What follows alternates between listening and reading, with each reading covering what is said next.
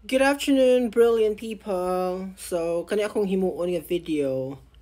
Medyo long form ni siya taas. Kay I just wanna share something nga akong na-observe ba. While akong gibutang ako ang sunscreen dress akong naong karon. Magchika ta. Ana. Sa mga reality sa kalibutan, especially sa mundo ng OFW, which is mao naman akong world karon. So, akong i-share sa inyo ha ang ako mga observation ba na medyo off siya para sa ako. I don't know if makarelate or I don't know if ang mga OFWs ka makakita ani mo ingon ba sila nga bitaw sir tinuod gid na nahitabo. Ani akong observation especially sa for example here in Taiwan. Dili na nimo kay sila makit-an sa Facebook kay wala man kay nagstay ang mga OFW sa Facebook gyud. Pero didto nimo na sila makit-an sa TikTok. Muna siya ilahang lungga. So, maluoy lang ko ba kay na ay mga married man or married woman back in the Philippines. Unya pag abot nila diri sa pag abot nila diri sa other country, mag-post sila nga murag broke sila ani nga time, nag-away sila sa iyahang partner or sa iyang asawa, gi-share niya sa social media. Unya, kung imong basahon ang comment section, grabe kaayo didto ang mura bagapasa sa ilang resume ba nga mga apply me, we are ready to help you, we are ready to give you happiness tonight or aning a moment. Hala, lainay, no? Kung tarong ka nga tao, minyo ka, ayaw i-post imuhang mga aligot ka na bang kung naay mga away sa inyuhang mag-asawa. No? Dapat you try to fix that one. Ni anhi ka diri adili man siguro tungod kay mangitag partner. No? Ang imong tumungan nung ni abroad ka to help your family. Unya, imo na mahinuong bungkagon. No, with that certain thing nga imong na-encounter, unsa man, nangatol lagyod. Unya, daghan pod biya kay nangatol nga mga tao sa palibot. Sumukagat sa imuhang post, no? Pagka makaluluoy, unya, kung maka-artist sa social media, wala ko nang hinaway, wala man ko nang hilabot ana imuhang mga sinuotan, kung unsa ka expensive sa imuhang mga looks nimo sa imuhang social media. Okay ra gyud kay ko ana kung single ka. Minyo na ka, ingon ana imuhang sinuotan sa social media para asa. Akong pangutana.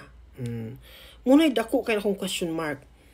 Nganong magpa gwapa-gwapa pa man ka o magpatisoy-tisoy pa man ka sa social media, minyo man ka. Sa imuhang Facebook naman imong mga anak dito ang dagwas imong mga anak, imuhang asawa. Di ba?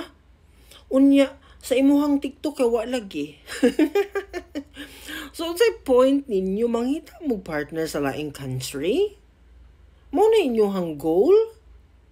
I mean, I'm so sad ba? Kung ako'y wife, for example, unya ang akong husband ni work sa another country, makita ko ingon ana ang post niya sa social media, particularly TikTok for instance. Di ka kamalain kung ikaw ang nasa iyahang part? Diba? Lain kaayo paminawon. Mulugar siguro ta mga dear. No? Atong ibutang atong kaugalingon ba sa kung unsay atong marital status sa kinabuhi. Dili man ka single. Kay kung single ka, okay ra. Kay mao man ginay purpose sa life. Enhance man gid ta, magplaster man gid ta sa tong nawong para mahalin ta or else dili ta mahalin kung di ta to plaster tong dagway. Pero ikaw nahalin naman ka. Unsa may purpose nimo? Nganong gwapa-gwapa man ka? Ung napagwapo-gwapo sa social media, unsay purpose nimo? Sige daw, ingna daw ko. Kay wa ko kasabot. Galibog ko nagtan-aw gyud as in. Unya makita nimo ang comment section ba? Murag mong limbawt imong balhibo. No? Ingon ani nga sitwasyon na akay anak minyo ka. Unya ingon ana ang manggawa sa imong comment section. I mean, that's your life after all, pero my God, paluma-luma man daay mo nya dili mo kastan sa inyong kaugalingong family nga gi-create. Mao na diha.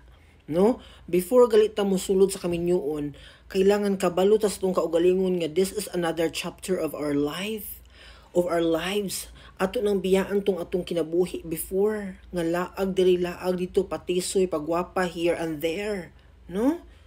Dapat kabalo na kasi imong mga responsibility karon. You are a father, you are a mother already. Naa kay anak nga gisuportaan, naa kay husband or wife nimo nga dapat nimo i-satisfy. Dili kay mangita kag laing kalipay. Gets nimo? So, before magkalitsi-litsi ang all, panamin ha, panamin. Kay kani akong gimension sa inyo nga kwento, dili lang biya ni isa, duha, tulo, dili lang ni siya maihap sa akong mga tudlo. Daghan kaayo ni siya, not only in Taiwan, but in the whole world. Ingon ani ang kalakaran. My goodness.